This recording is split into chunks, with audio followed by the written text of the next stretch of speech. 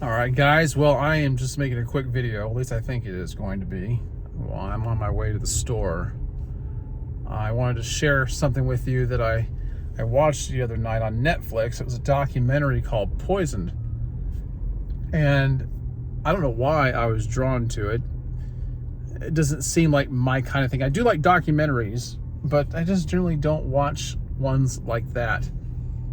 And something about it attracted me to it, and I ended up watching the whole thing. It was like an hour, close to an hour and a half. It was all about the food industry and the E. coli outbreak and what they're trying to do to curb it or stop it, eradicate it, so on and so forth. It was quite compelling and very scary, I would say. Because when you watch it, you feel like you just discovered you've been walking a tightrope the whole entire time and didn't even know it. And there are some things in this world that once you know them, you can't unknow them. You know what I'm talking about? You probably have some parallel version of that yourself, but this was one of those things, and I would recommend watching it, but it will stick with you. It started off with this attorney explaining how he litigates cases where people have suffered at the hands of the food industry, particularly America. And he tries to get to the bottom of why things are happening the way they are, and trying to get the food industry to change their ways, and trying to get the government to more strictly enforce either rules they have in place or implement new mandates that will aid in abolishing this E. coli virus. And there's different kinds of E. coli. This is what I learned on this channel. I couldn't tell you what they are by name. I mean, they do have names. I don't know. I couldn't tell you.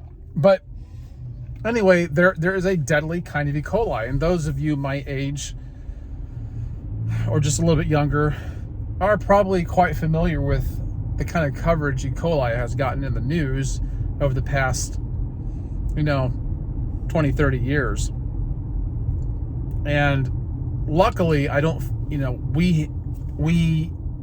most of us have not had to suffer as a result of coming into contact with it. But I do. Oh, there's a big dog walking across the yard. Sorry about that, guys. This is like a brown lab. I can hardly see him. It's dark out there. I can hardly see him crossing the road. Anyway, most of us, I'm going to guess, now I don't know for a fact, I'm going to guess that most of us have probably come into contact with E. coli and consumed it somehow, but it hasn't been the harmful kind, or we've come into contact with it and cooked it out of whatever we were eating.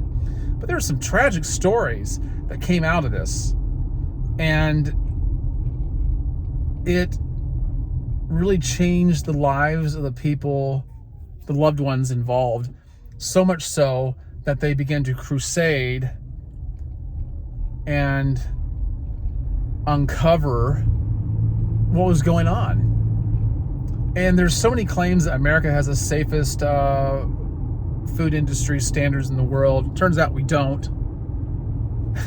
And I'm probably not going to talk about everything sequentially because I don't have that kind of recall. But it sounds to me like by the end of it, the safest thing to eat is a steak on the grill. A seared steak on the grill. The kind of steak that we all love. Because while it might have originally had some kind of E. coli on it, it can get seared out. There's a case for being a carnivore right there. I'm not carnivore, but I think I could be, especially after watching that. But they did talk about ground beef. In fact, that's how a lot of this started. Jack in the Box some years ago was not cooking their meat thoroughly because customers liked the way it tasted less cooked, They claim they didn't know what they were doing. They wouldn't deliberately break the law. Turns out they kind of did. Now the employees at Jack in the Box didn't, but the people running Jack in the Box, they knew. And people got deathly ill. There were some people that died or almost died. I don't want to tell you everything. I just think you should go to Netflix and watch it. And there are some tragic stories, but there are some stories of individuals overcoming E. coli. But it's a very serious thing. Now, when they talked about Jack in the Box and all that, and how they weren't cooking it, as well as they should, because it's supposed to be cooked at 155 degrees. They then segued into the ground beef industry and how that's made. Now, stuff like that doesn't gross me out or anything, but they certainly do help you understand how E. coli easily gets onto or into ground beef. It makes me think about ground beef so much differently. And then they started talking about romaine lettuce, and turns out romaine lettuce and tomatoes are the biggest carriers of E. coli. And when you see how it gets that, how it's transmitted to these vegetables, it's very disturbing. And they started talking about chicken. Everybody loves chicken. I mean, right? Everybody loves chicken. Well, so they talked to like Purdue and several other companies, and it turns out I was actually kind of impressed with Purdue and their standards and their own self-regulation they have. But even they, with all their efforts, couldn't keep E. coli out. They even tested positive 30% of the time.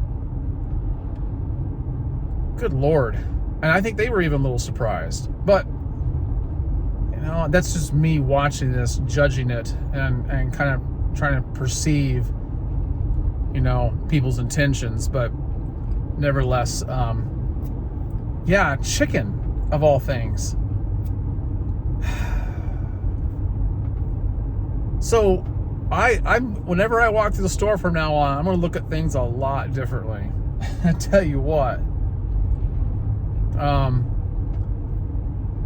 Cut cantaloupe.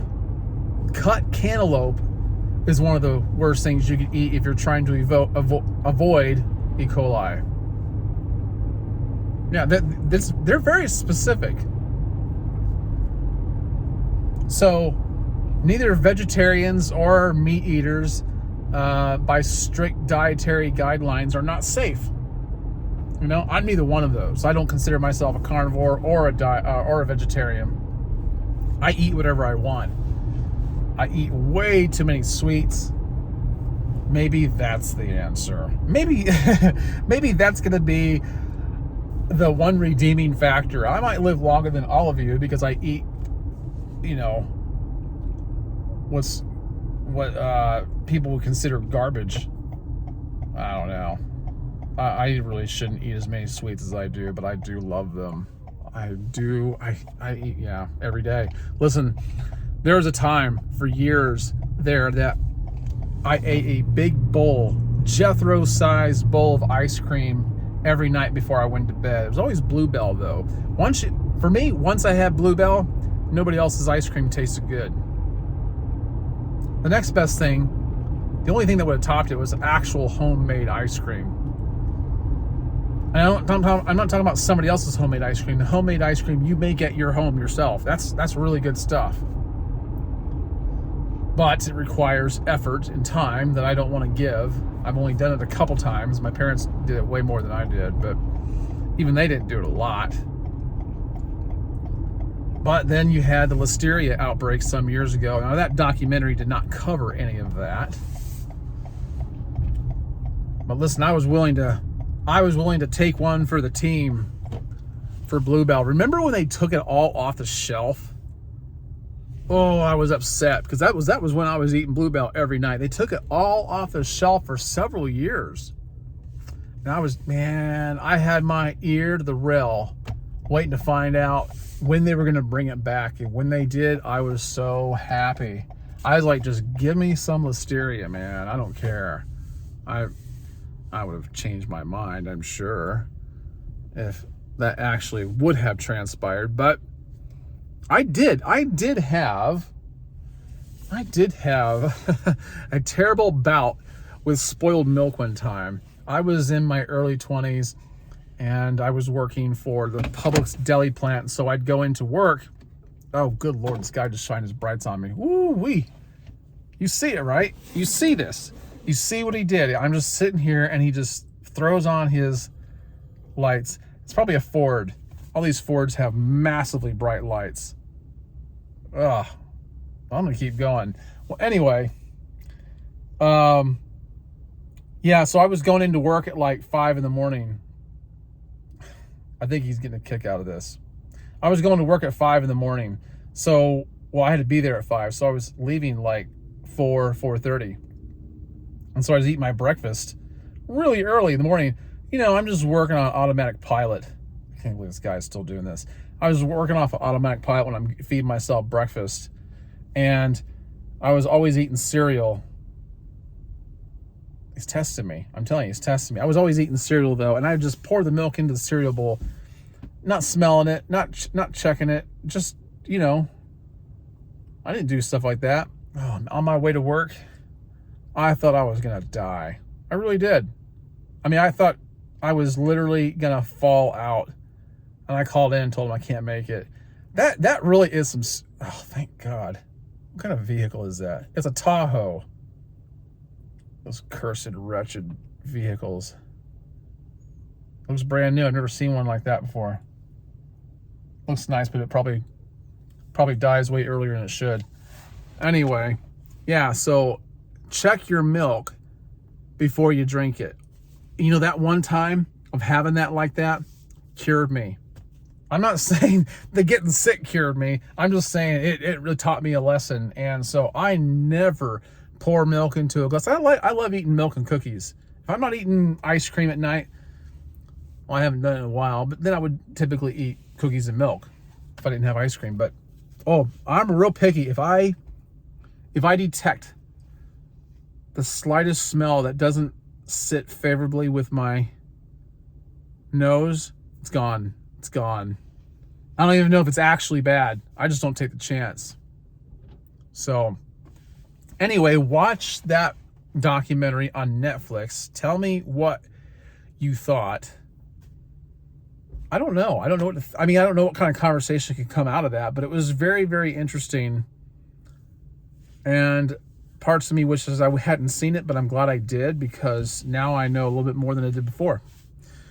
All right, this is just a humdrum conversation. Thanks for watching and putting up with my my yakking tonight. So I will let you go. Hope you have a great night. All right, guys, see you on the flip-flop.